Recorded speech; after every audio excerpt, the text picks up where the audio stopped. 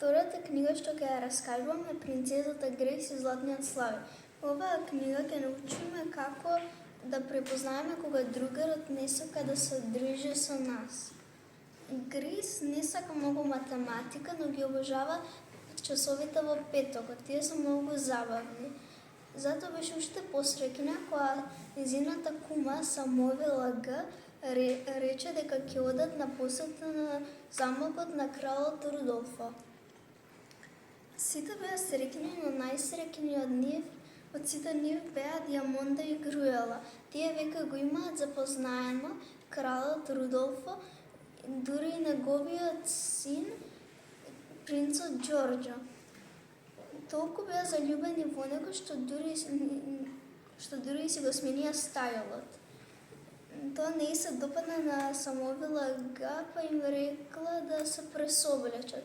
Откако конечно се вратија, не прекинаа да зборат за него. Кога стигнаа таму, Диамонда и Груела веднаш му се фатија една на една страна, друга на друга страна. Таму, пошто Самовила Г вида дека принцот Ѓорџо не му беше удобно и кажа на Грейс и кралот Рудолфо да одат и принцот Ѓорџо да одат и да разгледат во музеот. Како разгледуваа, принцот Ѓорџо и пушти да го слушне Златниот Слави.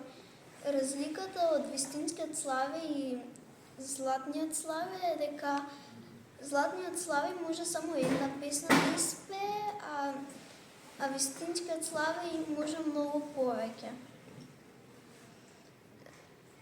Диамонда и Груела многу беа љубоморни на неа и веднаш сакаа да ја наштетат. Видоа дека клучот со кој што може да се уклучи за да се слушне Златниот Слави беше до кафезот на Златниот Слави. Во еден момент клучот исчезна. Доколку сакате да дознаете како исчезнал клучот и што се деси понатаму, ќе треба да ја прочитате Принцезата Грейс и Златниот Слави.